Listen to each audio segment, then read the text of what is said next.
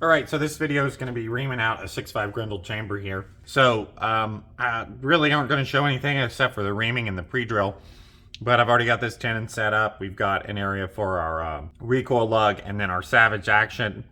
I went ahead and measured my Savage, subtracted off about 10 thousandths of bolt nose clearance, and now we're ready to go. So we're going to pre-drill this with a drill bit that is 400 thousandths. The smallest part of our Grendel case is about 427, so that should be fine, and we'll clear out most of the material with a drill bit rather than our reamer. Now, I already drilled this with a smaller bit, so we're just going to take a little bit of material out with our 400 thousandths bit here.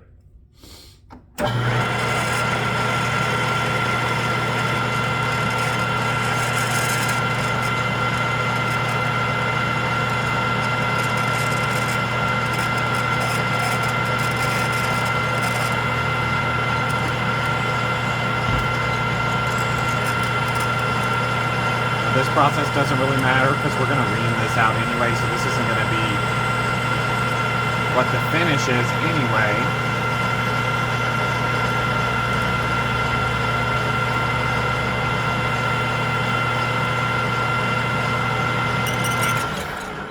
So there's about 1 inch of depth, and then we're going to clean this out, and then we'll pull out our reamer holder and get to reaming here.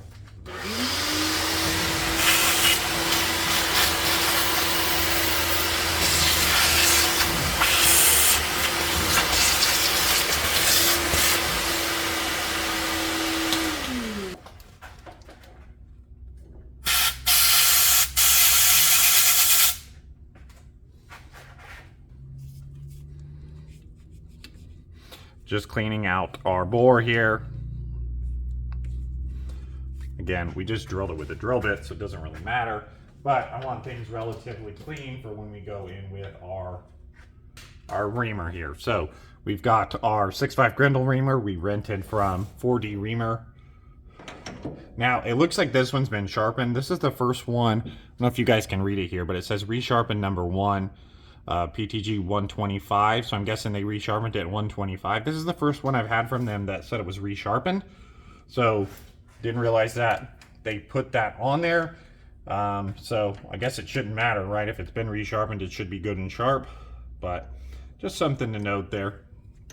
We'll get this into our reamer holder. This is a floating reamer holder.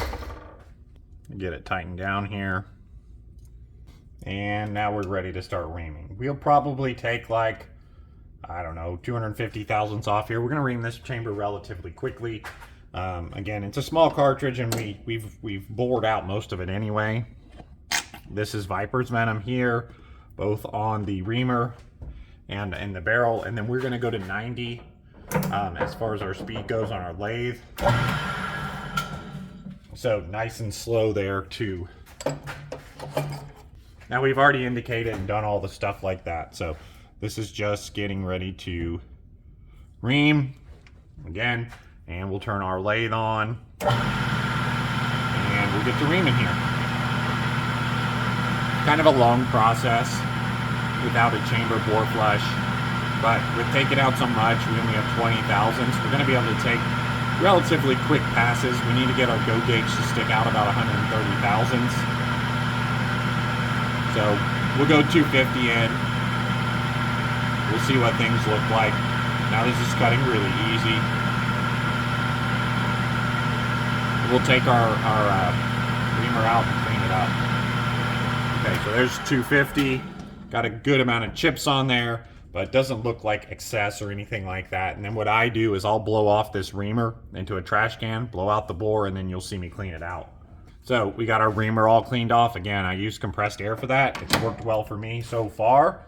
And then we'll clean out the bore. Again, compressed air for most of it. Sometimes I'll use a shop vac as well.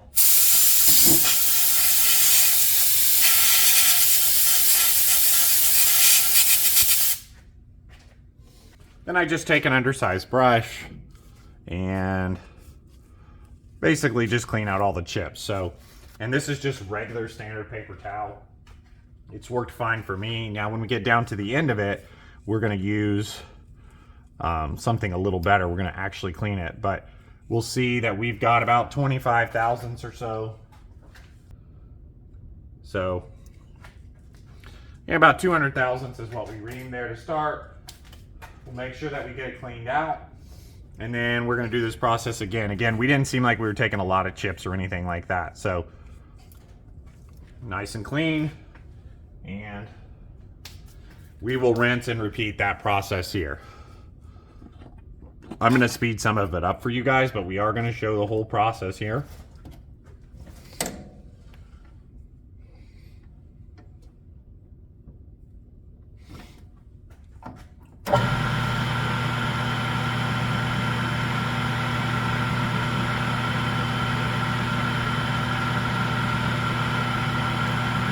If you've never done this before, as you feed in on the tailstock, you'll kind of feel it almost feed itself in.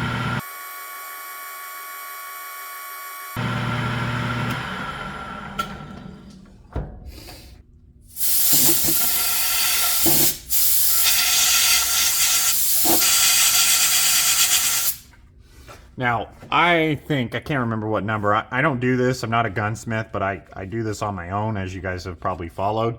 This may not be the correct way to do it, but it's worked for me, and every barrel that I've chambered has given me really, really great results. So, with the smaller cartridges like 6.5 Grendel here, I think this is actually the smallest one that I've chambered, as far as both for diameter and for length. They make it a little bit easier because you obviously need less passes, remove less material, and things just go a little bit easier. The one I did just before this was 300 Norma mag, which obviously we're moving a ton of material, but the pre-bore on this stuff really, really seems to help speed up the process and lower your stress on your reamer.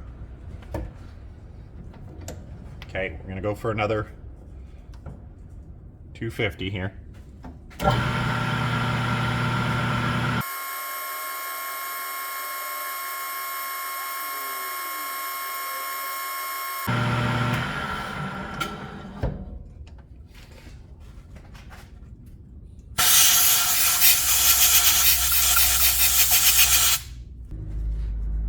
Again, I know this is going to end up being a long video, but I thought it'd be a neat video to show the whole process start to finish in reaming. In my opinion, this is the most tedious or most annoying part of doing barrel work, is actually reaming out the chamber.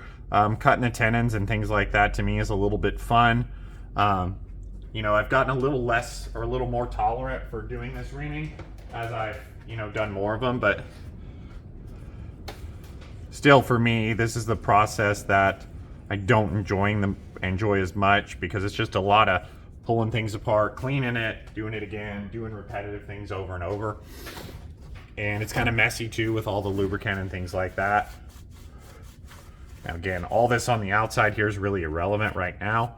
None of that's going to matter till we get relatively close to trying to figure out our headspace. Now there's two ways we can do that. We could measure how much headspace we need and then just have the cartridge gauge stick out the appropriate amount, but I always set them up with the action itself, which you'll see what I'm talking about here in a little bit when we do that. But all right, time to do a little more reaming here.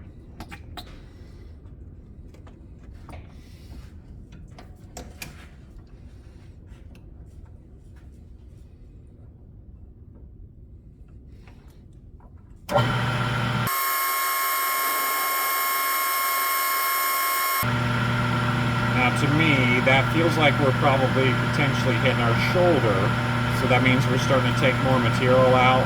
So we probably won't take as deep a pass now, because we're actually taking more material.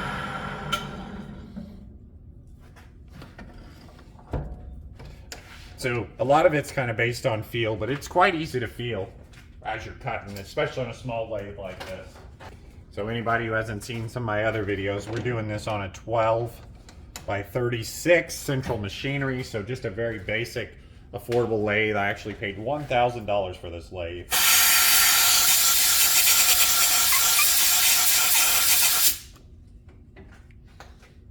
So it's been a great lathe for me. It works great. Got no issues with it. Had no issues getting barrels dialed in to as close to zero run out as I can possibly gather on my indicators. And it's cut some really accurate barrels, because all of the stuff you've seen on my channel in the last probably year has been barrels cut on this lathe using pretty well this mechanism here. You can see if we slide a case in there, we still have a lot of stick out, so we want to be about 130. We are currently, with a rough measurement, about 430. So was that 300 we need to come in roughly?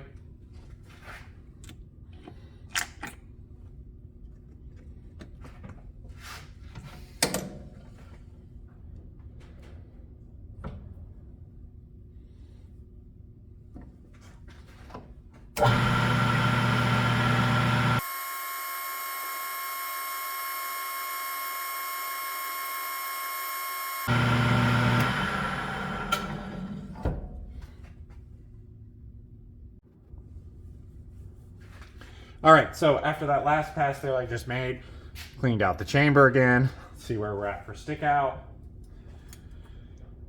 Now, in an ideal world, you'd use go gauges for this. Currently, with this situation, I'm going to set it up on this piece of brass. This is a brand new piece of Hornady brass. Now, this isn't how I usually do it. I usually set them up with headspace gauges, but this was a very cheap barrel, free, and a cheap reamer, so we're just going to set it up this way. It shouldn't be a problem for me, knowing that I know how to use this situation. So we have 266 stick out, where we want about 130. So that leaves us about 136 left to go. Now, we should be pretty well contacting our shoulder and things like that, so we're no longer going to take such big passes. Going to shorten our pass. Probably do 50 thou.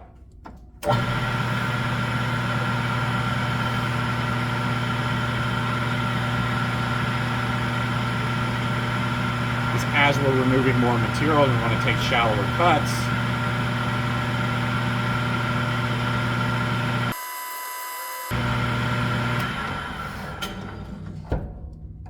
So it was actually cutting really nice and smooth there. So we actually ended up taking about 80 thou.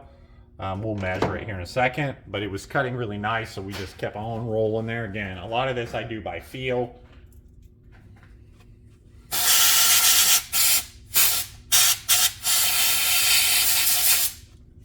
Clean this out. We should be about 50 thou from full depth. We'll see here.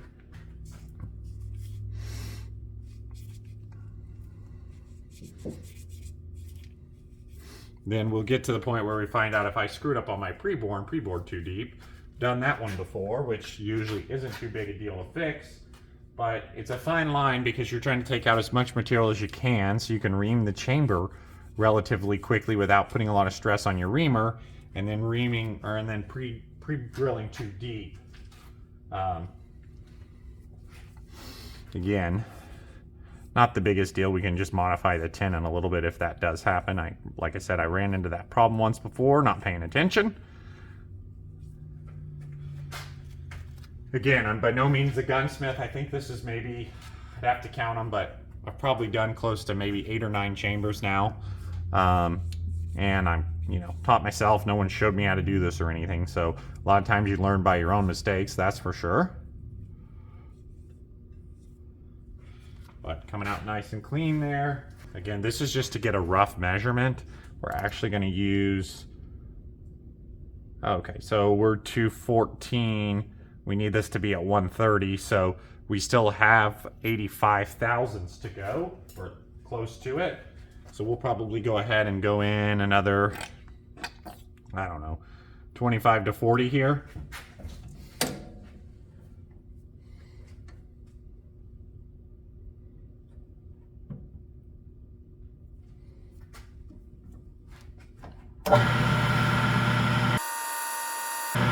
So you definitely can feel now that we are taking bits and pieces off that shoulder, because our reamer's not cutting near as fast. So we're going to do, Yeah, let's do 40 thou. Okay, so there's a 40 thou cut, and again, you can see how much chips we're getting, even though we just cut 40 thou compared to earlier, we were cutting 200 thou with minimal chips. Get our reamer cleaned off. And this is where it gets fun when we get close to the end here, because at the beginning, obviously, it feels like you're a mile away from getting this anywhere near done. Again, with a short chamber, short, skinny chamber like 6.5 Grendel, it's not bad.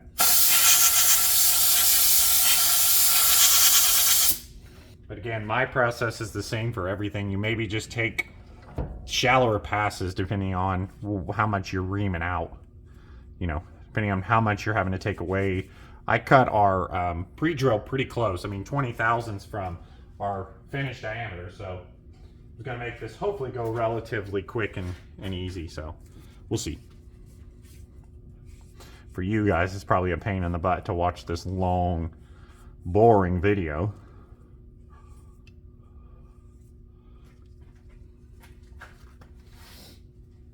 Okay, see where we're at. Getting pretty close now. Yeah, so right now we're gonna be, what are we supposed to be? We're supposed to be 130 out, we're 180 out. So if we go another 30, that should put us about 20 or so out. We'll pull out the action and the feeler gauges, because that's really how I set up the exact headspace. So what did I say? We're gonna go another 30?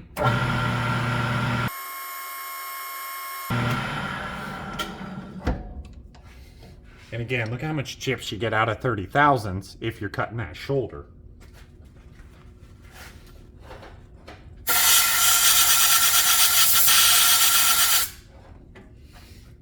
So you can see the process actually isn't that hard.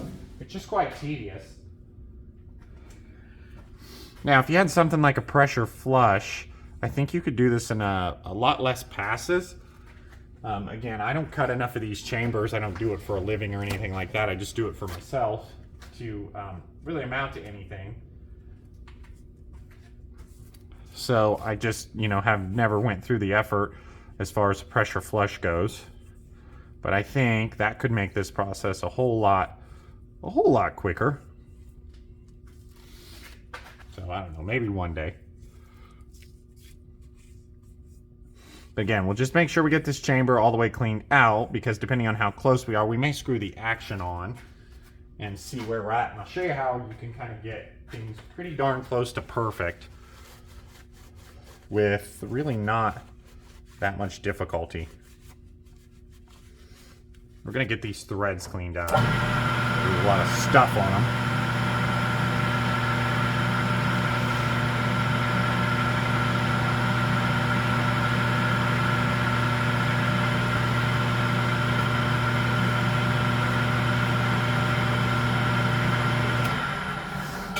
We don't want anything kind of messing up our reading here.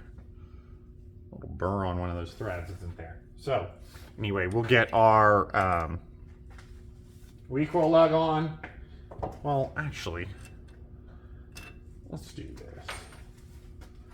Let's check what our stick out is.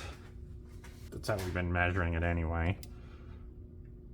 Okay, so we should be, what, 28 thousandths on a feeler gauge, something like that. We'll see. So anyway, back to where we were at. So we'll get our recoil lug on.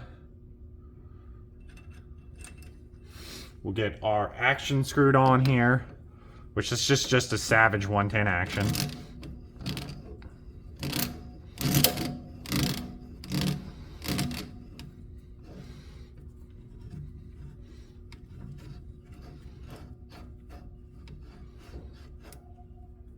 So as you can see there, the threads on these Savage actions are a little grungy. Get this thing tightened all the way on. And then I'm actually going to spin this lathe to where you guys can see. And I'll show you what we'll do here. So our piece of brass, which is what I'm going to use to set our headspace here. Now, as you can see, we can't close our bolt. Now, that's no surprise. We didn't expect that. If I loosen this, couple of turns. Okay, so we now have our bolt closed on our piece of brass. We have things tightened down, and now we can use a feeler gauge, if you guys can see right there, to see how much more specifically for this action we need. So let me get that out of the way.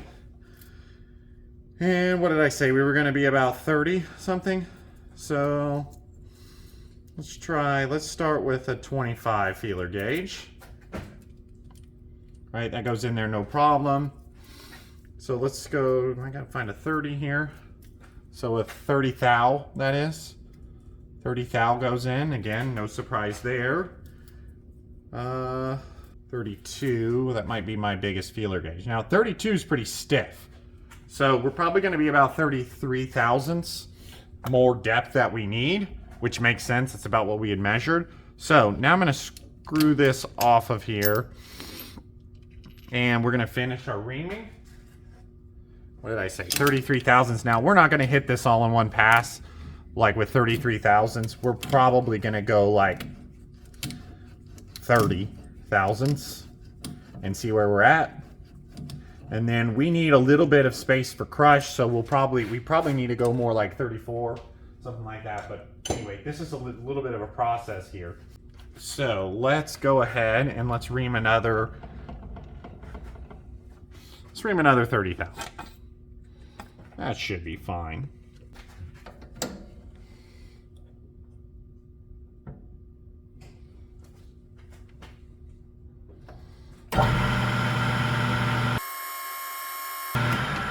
Okay, so there's a cool 30 thou taken off. So we should be quite close. We should be within like 5 thousandths when we come back and measure.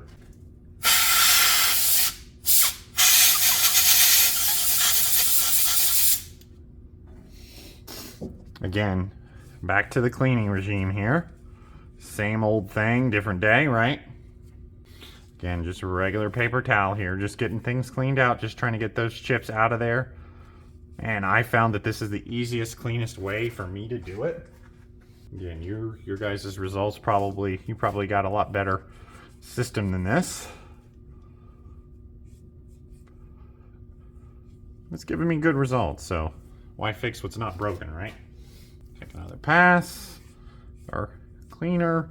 Always when you get close to the end, we're probably a little bit more careful with regards to getting this all the way cleaned out, because that's going to be the more critical area right as we cut the last few thousandths. Go ahead and clean off our tenon again, because we're going to thread our action back on there.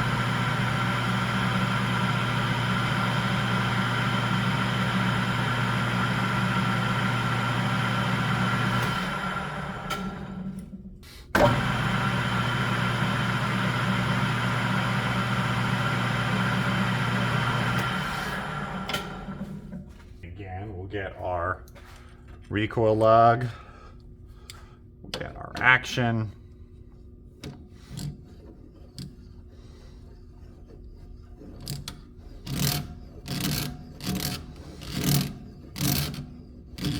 when we get close there, we're going to put our piece of brass in. We're going to make sure that our brass is cleaned up, or if you're using a go gauge like you should use, you want to make sure it's cleaned up. Slide that into the chamber, close our bolt, and you can see we still have, so if I tighten that down, we still have a little bit of wiggle room, which is what we expected, right? That's a good thing. We should be within, so here's 10 thou. Let's see what we got there. Nope, 10 thou won't go. Let's go 7 thou. I think that's about what we predicted. Okay, I think 7 thou will go. 8 thou slips just barely in. 9 thou slips. So we're between, I guess 10 will barely, let's see here. 10 will slip in too, won't it? But it's quite tight. So we have about 10 thou left to go. It's a little bit more than what we expected there, but that's fine. Rather have a little bit more than expected than the opposite. Take our piece of brass out, drop it in the cutting oil, Love it. Should have cleaned that up. That would have been smart. And now we're gonna go ahead and ream 10 more thou.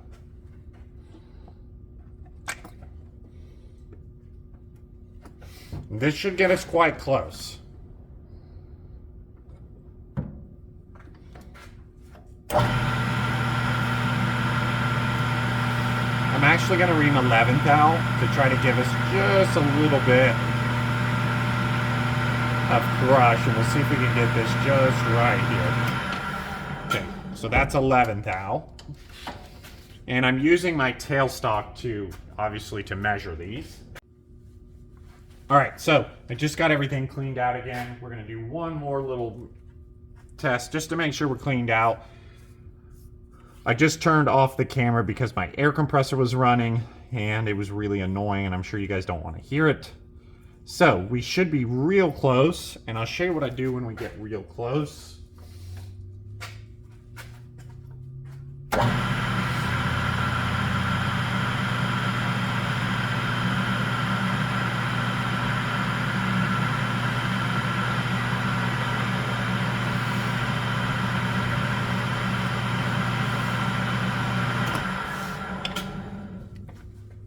Our action screwed back on. Oop, need our recoil lug.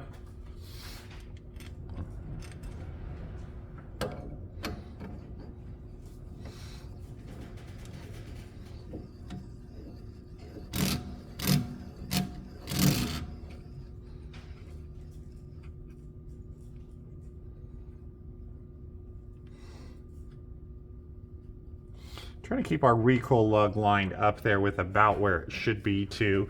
Not that it really should matter, but if that recoil lug is a little weird as far as how concentric it is or how flat it is, I want to make sure that it's going to be in the right spot or thereabouts. So we'll see. We'll probably be able to get this to close, or bolt to close on this case now. Cool. Are we all the way tight?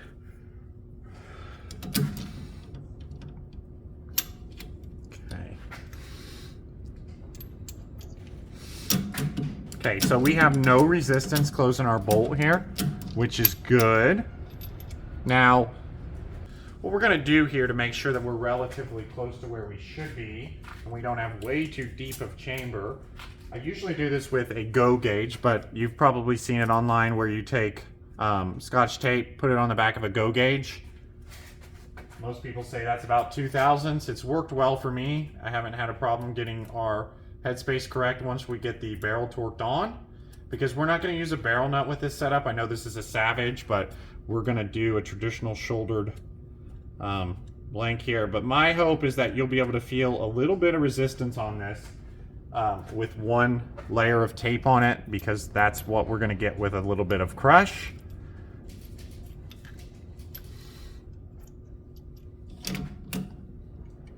Right, so we can feel just the slightest amount of crush on this tape. Now, when we torque this all the way down, this is going to be a little less headspace, right? We're going to get a little bit of crush out of everything. If you had a go gauge, that's where you would then stick this, or sorry, stick a go and a no go gauge in here. Again, this situation, I'm just doing this for myself. It's not going to matter. We know what ammo we're going to shoot. Like, it's not a big deal. But again, most of the time you would use a headspace gauge, including myself. This is only the second time I've done this without using headspace gauges. Again, just didn't really feel like ordering them. Could have rented them, but not a big deal. So I'm going to tap 2 pieces of tape on here, which should give us about 4 thousandths, and we should have a noticeable kind of a crunch on our piece of brass here, even with it not torqued down.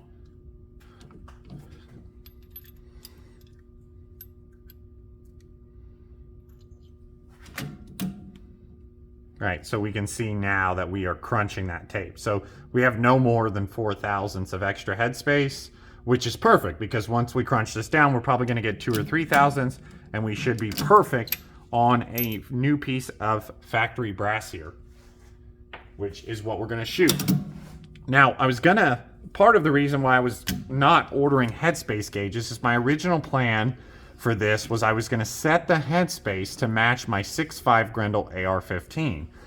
Now, that plan went out the window once I had pulled out a piece of brand new brass. I had realized that my AR-15 6.5 Grendel actually has about 20 thousandths. It's really like 18, but 18 thousandths more headspace than a factory piece of Hornady brass. So my original plan was I was going to match those two, keep the chambers the same, but with 20,000 extra headspace, I just flat out didn't want to do that. So that's why originally I didn't order the headspace gauges, because I didn't plan to use them. But anyway, I guess that's kind of irrelevant now, but that's really what happened there. Now I need to cut a slight chamfer to enter the chamber here, because these edges are sharp and you would not want to feed a piece of brass into that. Now, this process isn't super duper critical as far as how much chamfer and things like that you give it. It's really just going to depend on your cartridge case, your action, all those things. But we're going to give us about a 40-degree kind of lead in, and we'll do a couple passes here. Again, this is more for me. I've just done it by feel. That's part of the reason why I don't do stuff for other people, because I'm not trained by any way to to do this stuff. I've basically just taught myself, and I've done what works for me. Now we're going to bump our speed back up too, because we were way too slow.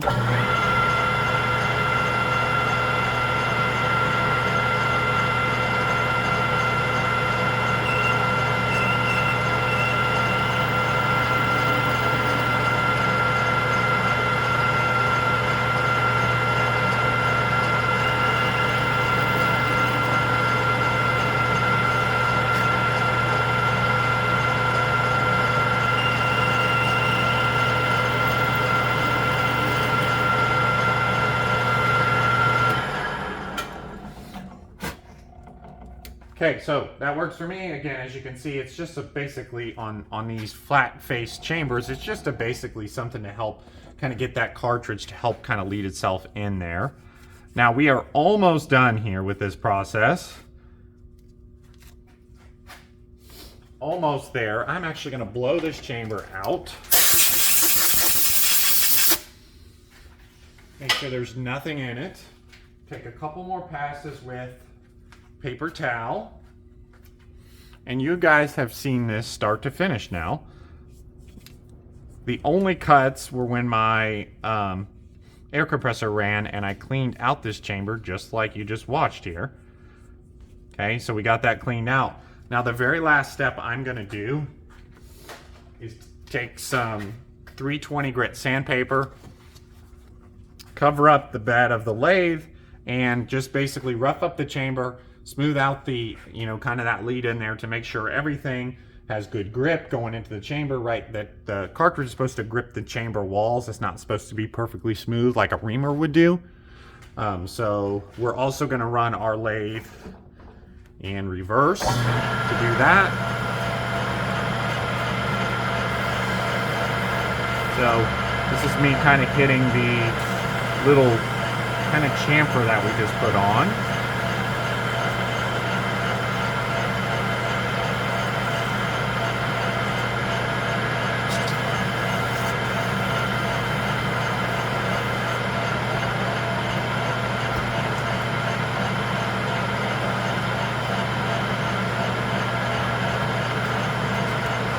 And then I wrap a piece of this 320 around something nice and round, and just give this a quick little, just on the body, just to make sure that the chamber is nice and roughed up. Again, that gives me and gives my case kind of a chance to grab a hold of those chamber walls, and gives it some good grip there. So we'll blow this out. We'll get it out of the lathe, and this project is done. We need to then go torque this down, double check our headspace again, and shoot our first shots. All right, guys, it's extremely windy right now, but I wanted to get things sighted in here with our new 6.5 Grendel. The gun has one shot through it. I shot one shot through it to make sure everything kind of functioned. Now we're going to try to sight it in.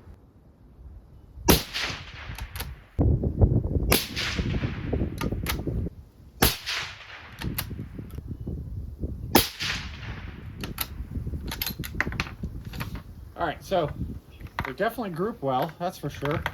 Which of course it's snowing now, so I need to go over there and get my target. But as you can see, this looks like it's going to be a shooter because it's a terrible, nasty day. And look at that group with a random group on an XBR and the 100 grainer. So let me go grab my target camera and get out of here before we get blown away.